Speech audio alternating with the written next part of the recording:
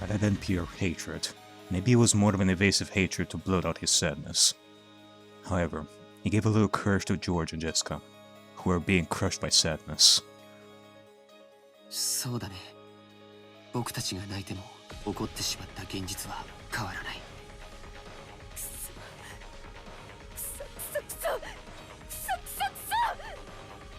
じゃあどうすりゃいいんだ。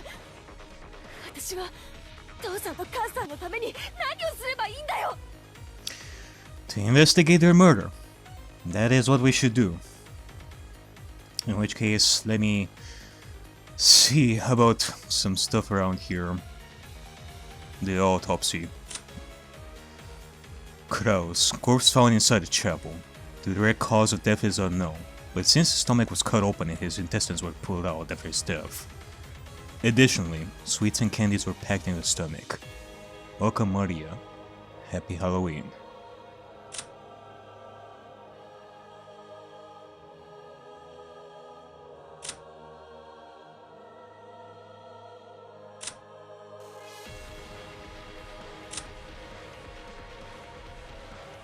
Same condition. The direct cause of death is unknown. Huh.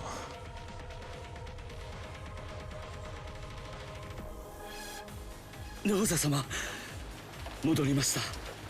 郷田さん、警察はどうでしたか。対応の指示はいつ頃来られそうだと言っていましたか。それが電話が故障のようでして、非常用の無線機も試してはみたのですが、その天候のせいでしょうか、こちらも通じず。なんですって。じゃあ警察に連絡がつかないということなの。あいつだ。あいつが電話線とかに細工して警察に電話ができないようにしたんだ。 When she heard that the telephones were out of order, Jessica immediately decided that it was the work of that mysterious guest. Her eyes were bright red after so much crying, and they began to grow even more red with rage. Which is exactly what Beatrice wants, for us to suspect her. But we are not gonna fall for that. Well, I mean, except for Jessica right now. 全てが分かってる。そうだと分かる。父さんと母さんを殺したのは誰だ。決まってるぜ、あいつだ。昨日来たとかいう魔女様に決まってる。襟首ひねり上げてやるぜ。チクショーチクショーチクショー。ジェシカちゃん、お待ちなさい。郷田さん、カノ君、行って。はい。お嬢様、お待ちを。Covering her unfocused sadness with anger, Jessica ran outside, torn apart by emotion. Thinking about it hastily, maybe the mystery guest, Beatrice, who had arrived yesterday, was suspicious. However, at the current time, there was absolutely no proof that she was the culprit. At this moment, she was nothing more than a simple guest, and only one of many. So Rosa had to make an adult decision and stop Jessica in her hasty rampage. Kora and Connor realized that immediately and chased after him. 誰にも招かれなかった客人、ベアトリーチェが犯人なんだろうか。ジェシカの気持ちもわかる。そう思い込みたい気持ちは俺に誰でもいいから犯人ってことにして横っ面をぶっ飛ばしてやりたい気持ちがある。だがその前にはっきりと理解する必要がある。ベアトリーチェってのは何者なんだ。俺は顔すら見てねえぜ。顔ならお屋敷に大きな肖像画で飾られてたよ。あれだけ見てまだ覚えられないのかな。なんだよマリア、こんな状況で何がおかしいよ。ベアトリーチェは魔女なんだよ。そして黄金鏡の扉を開くための儀式がいよいよ始まったの。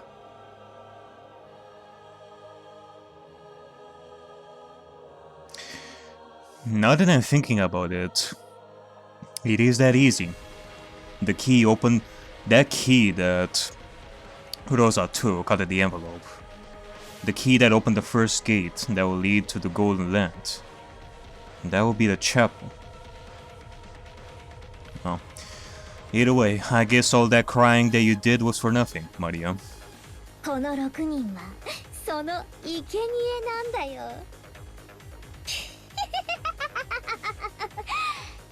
さあさあ始まるよ、魔女の宴が。今宵はハロウィン。魔女たちが今こそ祝い集う。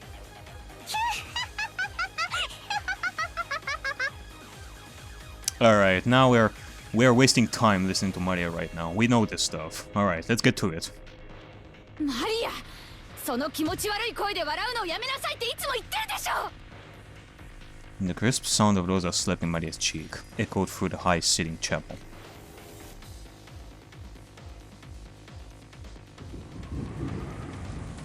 It kind of feels like ever since the rain started yesterday. No, ever since the island had become wrapped up in a typhoon, something has gone crazy. I had arrived in Rokenjima while it was clear, and taken a nap because I had gotten up early. When I woke up, it had already started raining. And I got up, and that's when it all started. Slowly, a mysterious visitor had arrived, calling herself the Golden Witch Beatrice. It feels like the world had started skewing bit by bit into something insane. What happened while I was taking that nap? During that time, had this island been cut off, trapped in a different world where common sense doesn't apply? Who is this person called Beatrice? Is she some unknown person trying to involve themselves with the inheritance problem? Like our parents were freaking out about at dinner last night? Or is the culprit the witch from the Legend of the Gold, like Maria says? Even if just I hadn't let her short temper get the better of her. In this situation, the visitor was probably the most suspicious. But we mustn't jump to conclusions like that. Yeah. That's useless. It's useless. It's all useless. I smacked my face with both hands again, cooling off my brain before it overheated. You know, it might have been a waste of effort. これはおじい様の封筒。 Another one! On a tray piled up with sweets that decorated the table, Jojaki found a western envelope which had the Ushimiya family crest done in the gold leaf. And it was unopened. ってことは、それは俺たち宛てってことじゃねえのか。親父たちが読んだものだったなら開封されてるはずだぜ。その推理は正解のようだよ。書いてある。残されし者たちへって書いてあるよ。それは犯人が残した手紙なの。中身は。兄貴、開けようぜ。After nodding silently, Jojaki opened it. A folded letter came out. 読むよ。六軒島へようこそ。後宮家の皆様方。私は金蔵様にお仕えしております当家顧問錬金術師のベアトリーチェと申します。 That letter really was a joke. This Beatrice, who called herself the family alchemist, had announced that she was collecting gold she had lent grandfather, along with the interest. This is the same letter that was read at the dinner last game. And more than likely the same that was supposed to be read for dinner last night. But it wasn't even open until now. Could this mean that Rosa left it here unintentionally? And that interest was everything that grandfather had created.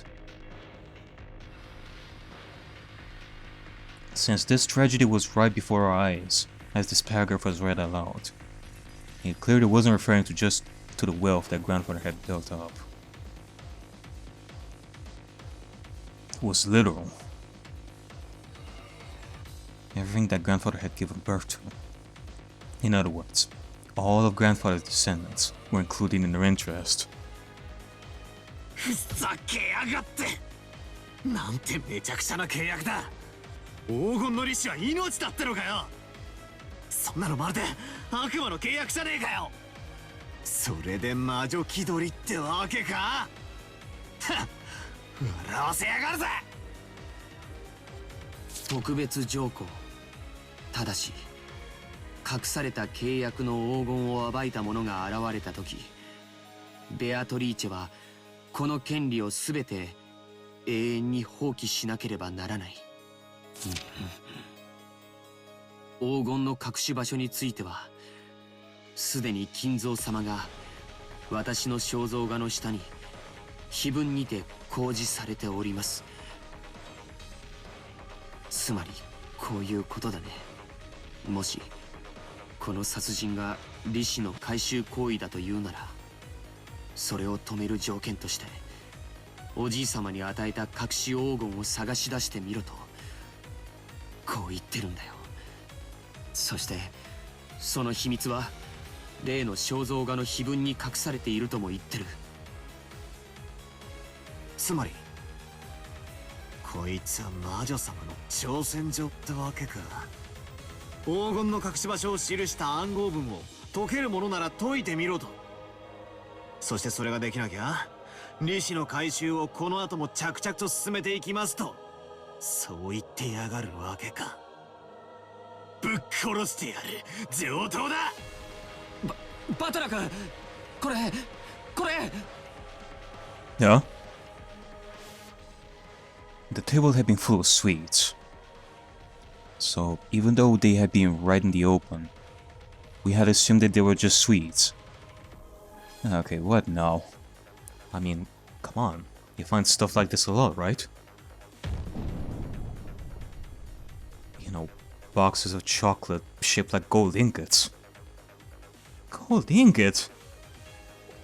Why is there one here?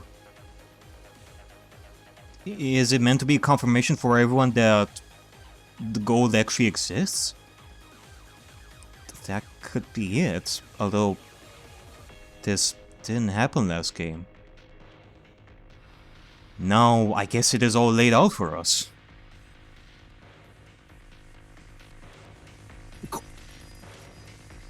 こりゃお菓子の箱じゃねえぞ。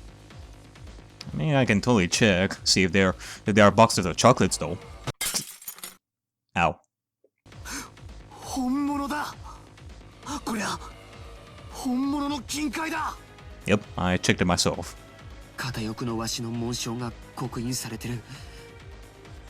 前に母さんが話してたのを聞いた。これはおじい様の黄金伝説の金塊だよ。Gold ingots, 3 of them, weighing a full 10 kilograms each, were piled up in the very center of the table. It was where the cake would be placed if it was birthday party. In other words, this was without a doubt the birthday cake for the party known as the family conference.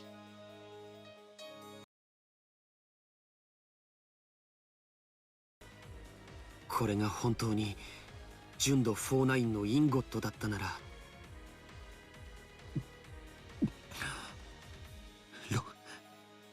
6000万円くらいの価値はある。60 million yen. バカ野郎、安すぎる。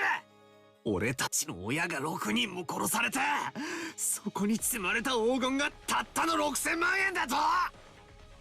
Like 10 million yen each. バカにするんじゃね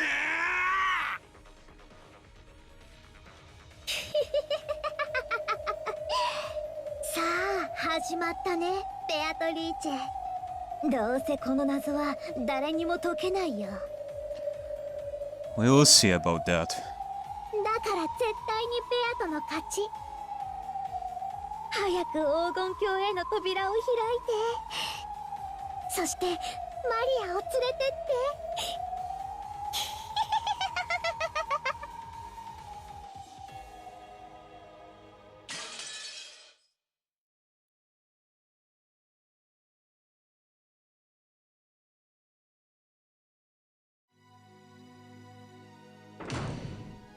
お嬢様、どうか気をお静めください。誰が犯人かはまだ分かりませんぞ。それにベアトリーチェ様は親方様の大切な賓客です。だからなんだってんだ。本人の胸ぐらひねり上げてやれば白状するに決まってるぜ。目を見ればわかるんだよ。私が見破ってやる。何が魔女だ、ベアトリーチェだ。化けの皮を剥いでやる。Jessica never stopped moving. Kara and Kanon chased after her, doing their best to convince her, but Jessica never lent them an ear. Eventually, the witch's VIP room came into view. This VIP room was always sealed and never used. No matter what kind of guests came, Kinzo wouldn't let them in this room. And yet, the servants were always made to clean this room, so that they could be used at any time.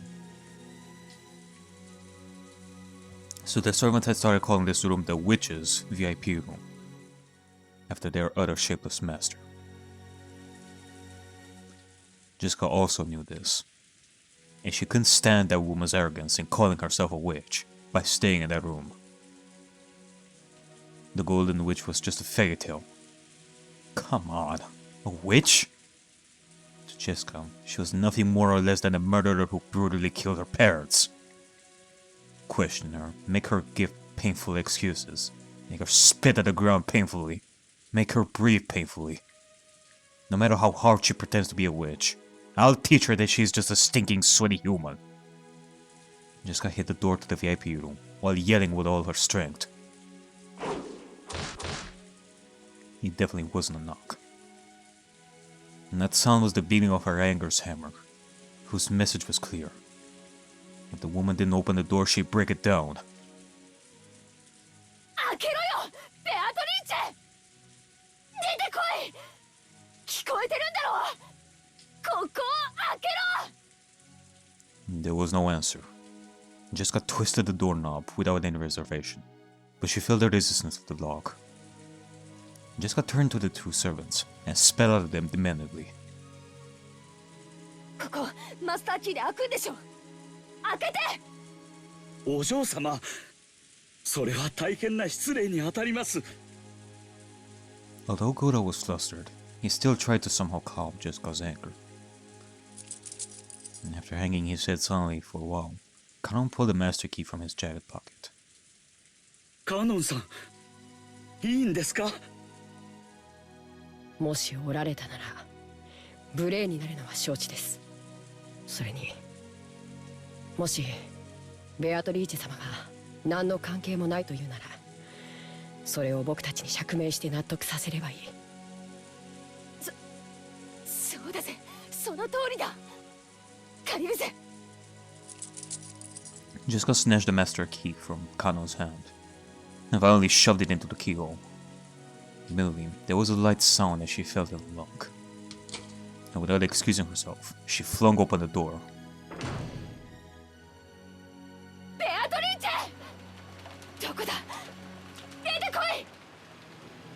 Jessica rudely barged into her room, which wasn't anywhere to be seen.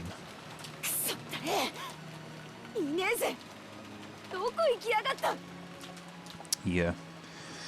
No doubt she's hiding, fucking with us. お姿がありませんね。 Jessica, thinking that she might be hiding somewhere inside the room, peeked behind the curtains and under the bed, but she couldn't find anyone. However, there definitely were signs that the bed had been used. And although it's an odd way to say it, the atmosphere in the room had grown a little softer. It wasn't the hard atmosphere of a place normally devoid of people, like the chapel. You could definitely tell that someone had spent the night in this room. But she could not be seen. In reality, neither Jessica nor Gora had met Beatrice yet. They had only been told by those who had met her that she was a spitting image of the person in the portrait. So they were doubtful about what her face really looked like. However, Kanon alone had met her, and he understood what kind of being that witch was, and what kind of character she had. So he knew that if they were to force their way here searching for her, she wouldn't let things go as they planned. She must be watching us bitterly flail about in vain from someone, sneering at us. She is that kind of person. Because he was looking at things that way, Kana was the first to find it. The other two were concentrating on finding the shape of a person, so they hadn't noticed. Near the water jug on the side of the table, there was a single sheet of writing paper. It was accompanied by a short message in a fountain pen which had probably been used to write it. Kana understood the witch. The witch would definitely ridicule them, as they found the 6 corpses, forced their way in here in rage, and were unable to find them. Ridicule has no meaning unless it is communicated. So in other words, this was definitely that. お嬢様、ここに何か書かれています。書かれてるってなんだ? Jessica quickly dashed over and violently stole the piece of paper. She probably wasn't trying to be violent. She just couldn't control her strength now.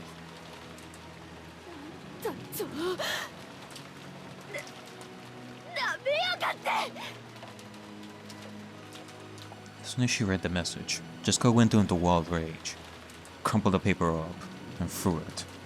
Wait, hold on, don't crumple it. Then, she grabbed the table lamp that was by the side of the bed, and violently swung it around, mercilessly hitting the walls and the furniture with it. The light bulb shattered at once, and scattered its shards across the room. お嬢様、気をお沈めください。お怪我をなさいます。離せよ！畜生！畜生！出てきやがれ、ベアトリーチェ！よくも父さんと母さんを！そんなに私が怖えかよ！殺してやる！殺してやる！ぶっ殺してやるから姿を現しやがれ！だから離せって言ってんだろ！くそ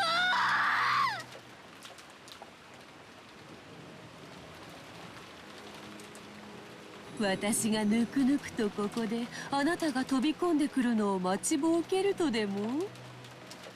知的な夜に粗暴なるあなたは似合わない。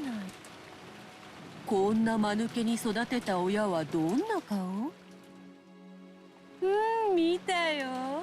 本当にそっくりな間抜け面。Up yours, you cackling fish. 今はお菓子の国でお腹いっぱい。It sounded like something that witch would write. And that she had predicted that one of the children who had lost their parents would come running in here. If she was hiding somewhere in this room, she would surely be rolling around with laughter. And the witch was that kind of person. She sneered at people's misfortune, using it to stave off the boredom of 1,000 years. これはお渡しください。お怪我をなさいますと申し上げております。離せって言ってんだよ。くそー、くそー。Goda grabbed the table lamp Jessica had been swinging around and took it from her. Because if she kept swinging it around, she might hit something and get injured. To Goda's eyes, Jessica probably looked mad with rage, burning with the flames of anger. Kana's eyes saw it differently. And those were probably tears of sadness, hidden by rage.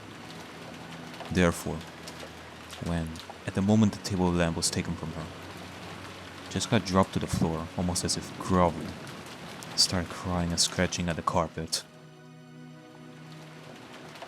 Goda was surprised, but Kana was not. Her way of crying by brandishing her anger had been stolen from her, so this was inevitable.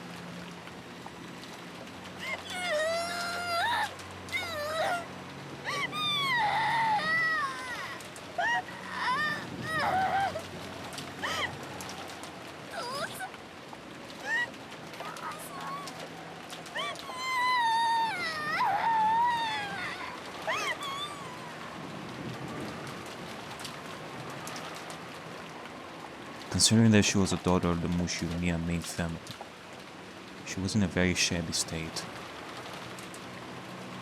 She scratched at the carpet with her fingernails, and even her feet writhed and scratched at it. And Jessica cried very, very hard. Because if she didn't, her rage would start building up again and swallow her up.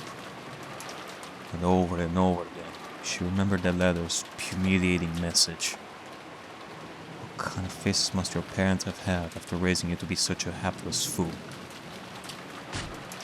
悪くなんかじゃない。父さんも母さんも頭が良かった。私なんかとは違う。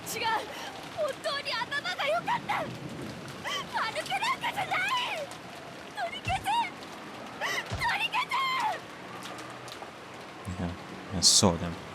They had perfectly stupid faces just like you. Now they are on Candyland with their bellies all full.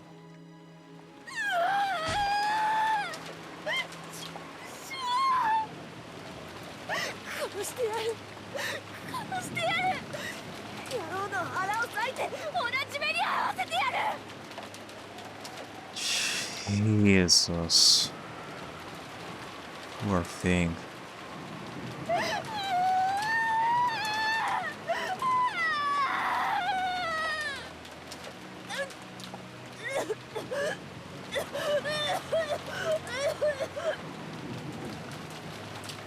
Jessica cried and screamed. She triggered an asthma attack.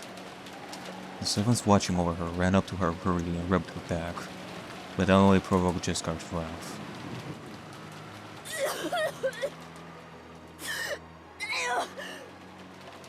そんなことする暇があったらあいつを探せよ。探し出して私のところに連れてこい。お前らが行かないなら私が探せ。そしてこの手で殺してやる。腹を引き裂いてやる。 How do you expect to do that if you are having asthma attacks, Jessica? Just please don't do anything rash. Your parents would not want that. You need to stay alive for Pete's sake. If Beatrice or some unknown killer managed to kill the six of them, what makes you think that you yourself are gonna be fine? You need to calm down. 触るんじゃねえぜ。畜生。畜生。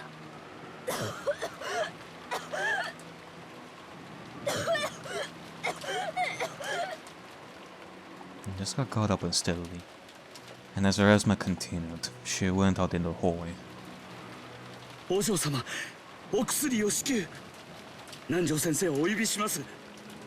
郷田さん、僕に任せてくれませんか。 Kanon had noticed.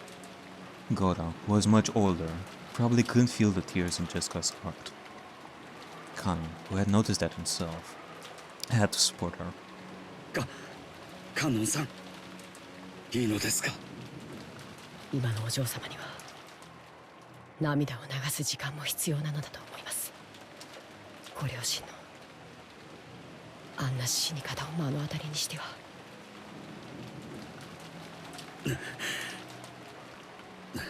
そうですね。Gora also understood, and he also knew of the modest relationship that Jessica and Kanon shared.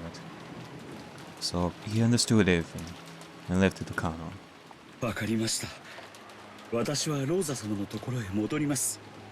お嬢様をくれぐれもよろしくお願いしますよ。はい、お任せを。 Kanon's voice was frail, but he nodded forcefully. After looking at his eyes, Gora also nodded forcefully. Gora was a veteran with many years behind him.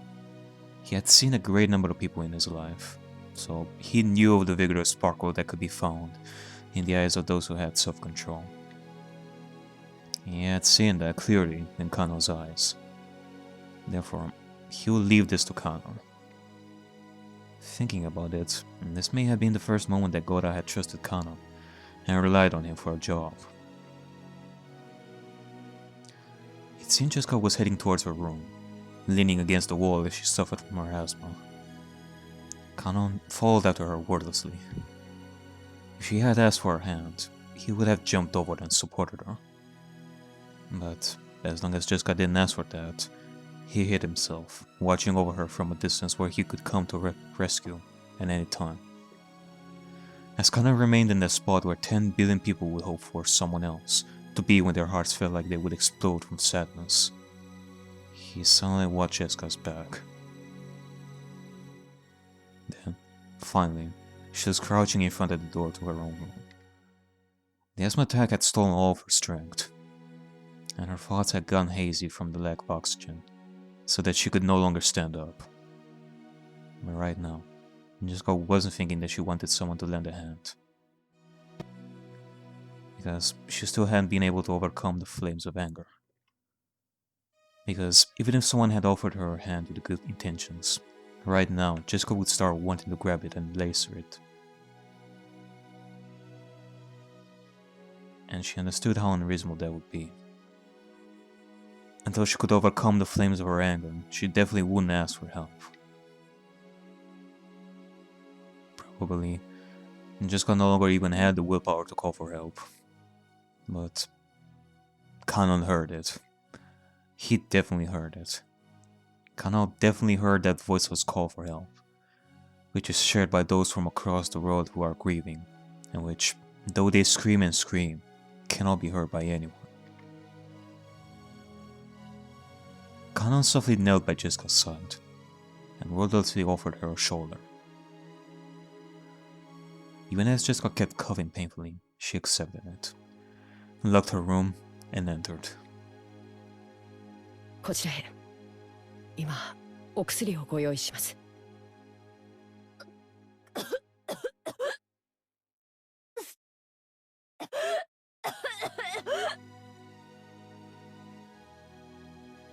Jessica had often said that when she let her asthma run its course, it hurt so badly that it felt like she would vomit her whole stomach. Her face was pale, and her gaze wavered. And yet, the coughing continued. Even so, her sadness was probably even stronger. After having her sit on the bed, Kanon took an inhaler from a cute basket on the side table by the bed, and handed it to her. Jessica sometimes forgot to walk around with her medicine. When it seemed that this was the case, Kanon would take notice and secretly carry around the inhaler from the first aid kit in the servant room, but he hadn't done so today. He scolded himself, as though wondering how, after failing to bring it with him on a day like this, he could call himself furniture. Then, he remembered the day when he had spoken that word, and saw how it betrayed Jessica's feelings, which jarred Kanon's heart. But, compared to Jessica's current sadness, he thought of that as far more shameless emotion, and he suppressed it to the depths of his heart.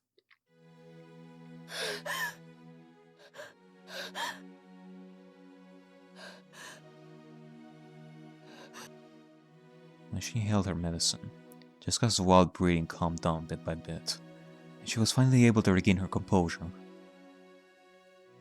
But the strength and willpower she had lost wouldn't allow her to rise up from the bed.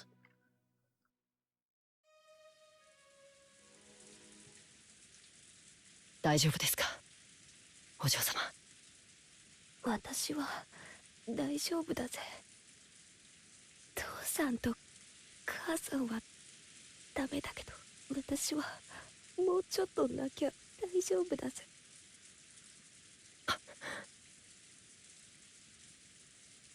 Kanon regretted misspeaking. He had said, "Are you alright?" to her. Was he really unable to notice the pain in her heart? This was why he was, ultimately, mere furniture. This was why he can become human. 廊下におります。ご用がありましたら、すぐにお呼びください。Kanon understood that she still needed some time to cry alone. He told her to call him at any time, bowed, and made to leave the room.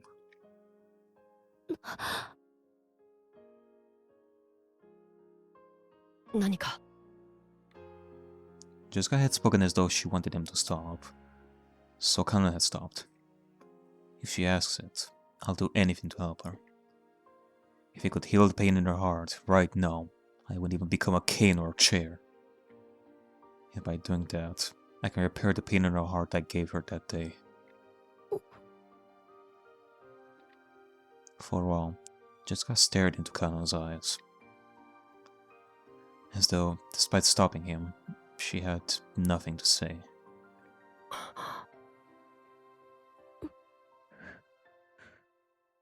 For a while, neither spoke.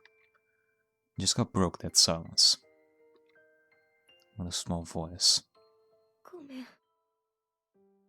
なんでもないぜ。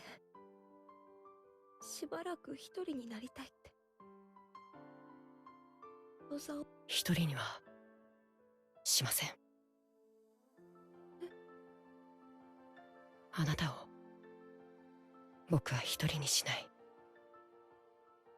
だから廊下にいます。いつでも呼んでください。For just an instant, it looked like some kind of hope flew into Jessica's eyes. But it was very faint, and disappeared like the first snow does on the surface of a river. ありがとな。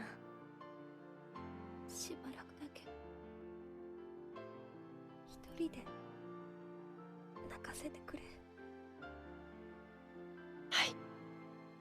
失礼します。Kanon bowed once again and closed the door.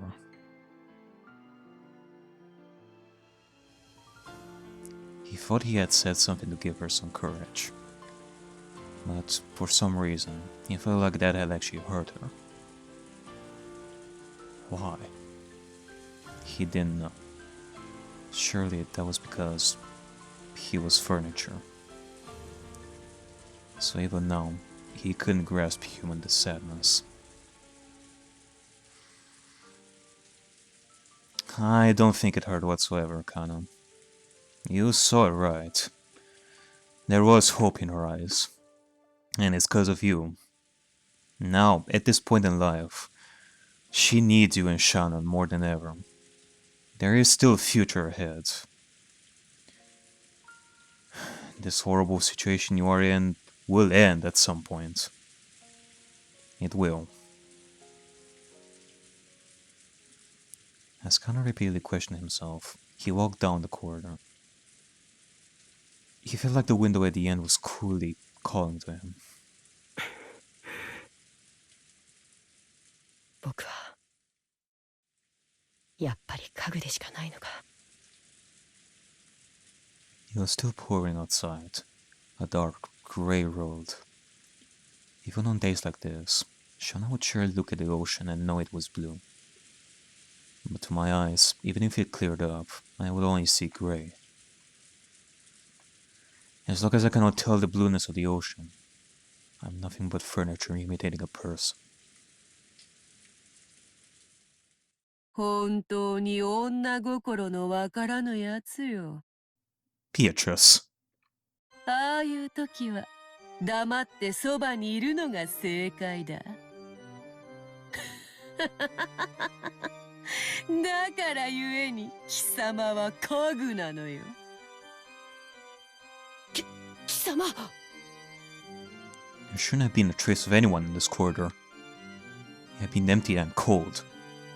But those scoffing words approached Connor from behind. When he turned around, he saw that witch. That witch, who hadn't shown herself when Jessica had searched for her with a rage bordering on madness. Who had left that sneering letter to toy with her.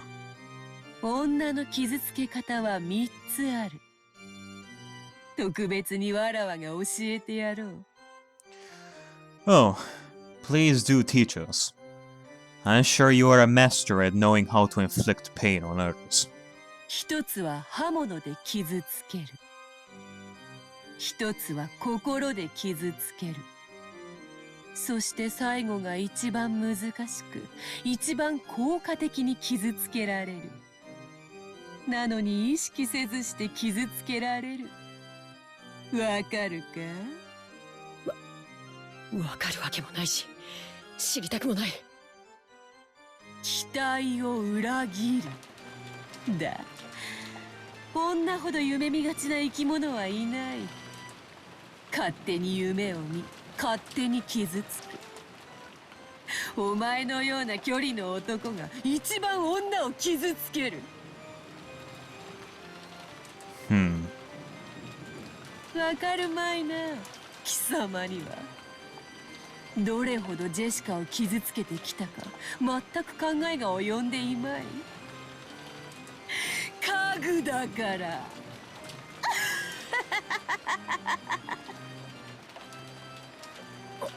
お前のたわごとに付き合う気は毛頭ない。僕を嘲笑うためだけに姿を現したというのか。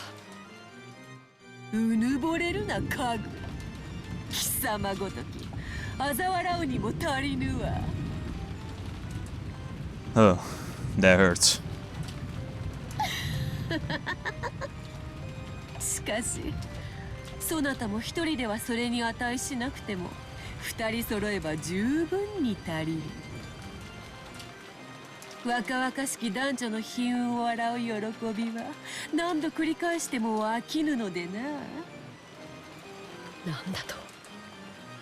まさか貴様お嬢様を。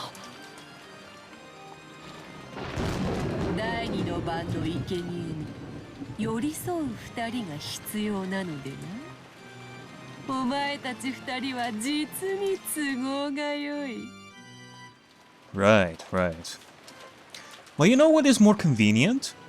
You and this fish that I carry. You two are pretty close, I'm sure. You are fit for the second Twilight. Huh? You just gave me a great idea. I'll transform you into a fish if I hear more comments like that. I don't have to be a brain sturgeon to know when to stop. 待て、勘違いするな。僕はお嬢様とそういう関係じゃない。第二の番の生贄にはならない。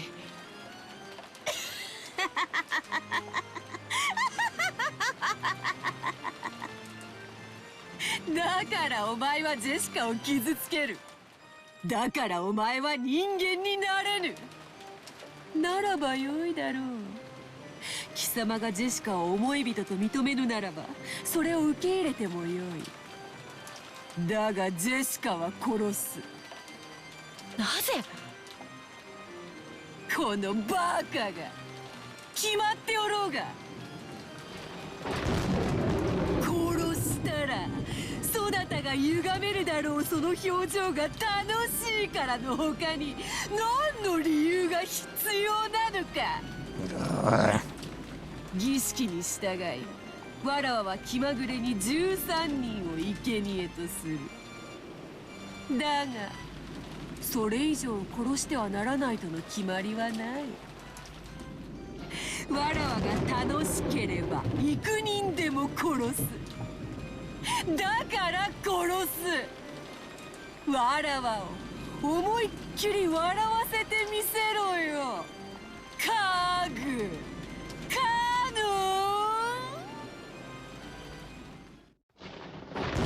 At that time, Kanon definitely heard Jessica scream. Huh. You can't be serious! In the instant he blinked and looked down the corridor, the witch, who had been there making a perfectly ordinary face until a second ago, had disappeared. Yeah, perfectly ordinary face. Right now, it was just him, standing alone in the corridor. And the person he wanted to protect was asking for help. And it was right over there. God damn it. Up until now, the Order of the Twilights in the first game followed the Epitaph. Now she's going after Jessica and he's not even the second Twilight. We have to hurry. All this. No, wait, hold on a second. Beatrice is luring Kano into a trap as well. She's gonna kill both Kano and Jessica if we're not careful. It was obvious what he should do. It wasn't logical. It was an electric reaction. Without a trace of hesitation or idle thoughts. The person he wanted to protect was there, asking for help. So, in that moment, he genuinely felt that he wanted to be the person who was there with her.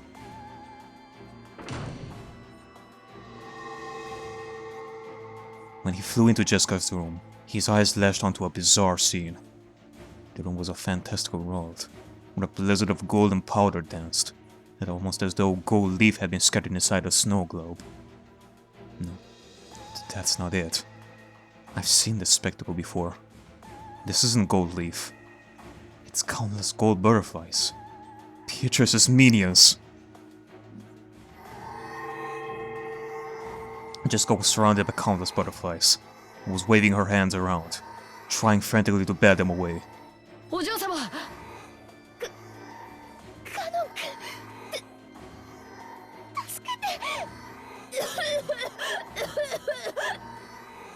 Kanon rushed towards Jessica and violently brushed the group of butterflies away. The butterflies, beautiful yet filthy, surrounded Jessica's face, trying to crawl in through her mouth and nose. Alright, you know what? This ain't gonna fly. You ain't gonna get away with this, Beatrice.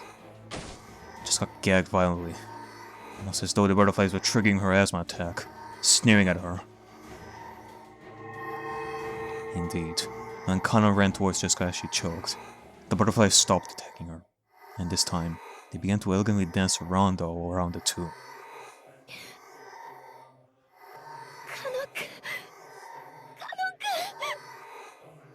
大丈夫。僕の目の黒いうちはあなたに誰の指一本触れさせたりするものか。出てこい、ベアトリーチェ。これで満足か。 As he guarded Jessica, in pain and using her inhaler, Kanon yelled into the empty air. When he did, the empty air definitely left back, satisfied.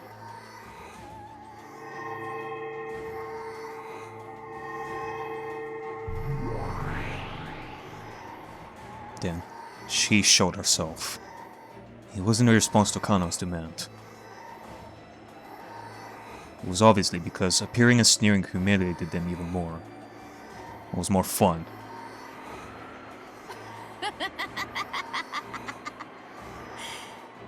これで全ては筋書き通りよ。今やそなたは草上の恋よな。Ha ha. いや、二人が揃ったのだから、カモとネギと呼ぶべきか。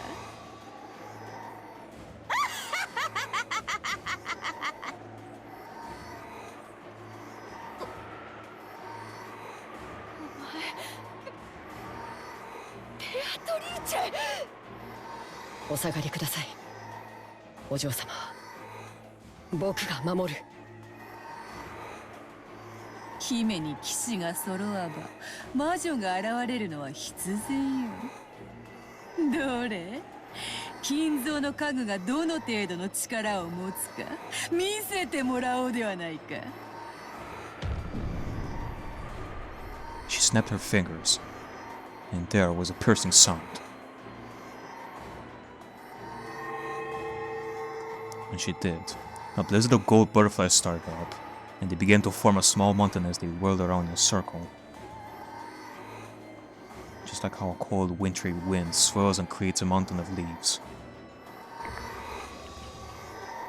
From that mound of gold, a hand sprouted, and it appeared, as though a resident of the world below was crawling out.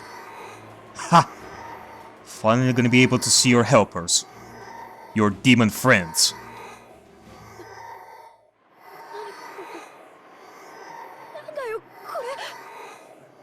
Jessica couldn't comprehend what she was seeing right now, and her mouth kept flapping open and closed. It was a literal attempt to take in and digest knowledge, to understand the incomprehensible.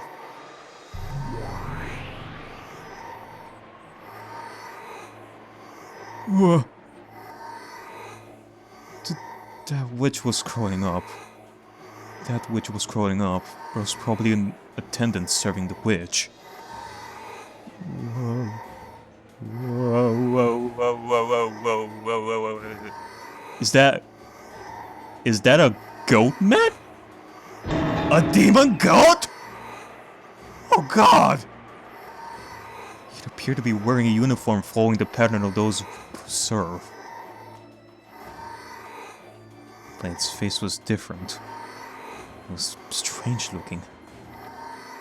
It was covered with pitch black hair, breathed rotten breath, and its eyes were filled with the same strange subterranean glow as lava. The symbol of those who are not human. A pair of horns. It was the figure of a goat-faced attendant who served the witch.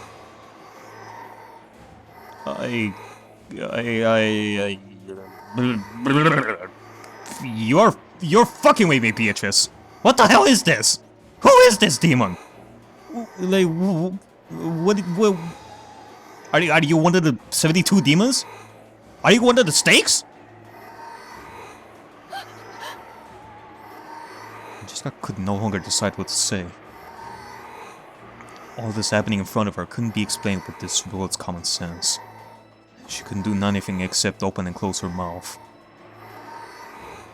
Jessica had noticed that this island had already been cut off from the rules of this world. And even so, she could understand that this goat attendant was the witch's familiar, and it was after her life. And it seemed that the witch had already ordered that. And she faced Kana with an expectant gaze. She faced him with a provocative gaze filled with expectation, as though asking him how he planned to protect his maiden. The attendant had looked especially like a beast when it had been crawling up, but in its composure, you could see that it had more than enough dignity to be worthy of serving the Golden Witch. And you could tell it was overflowing with the joy of furniture wanting to meet its master's expectations. 見せてもらおうではないか。金蔵の家具の力を。今度は間違えるな。家具であることを忘れるな。この後に及んで人間のふりを続けるのなら、死ぬのはお前だけでは済まぬぞ。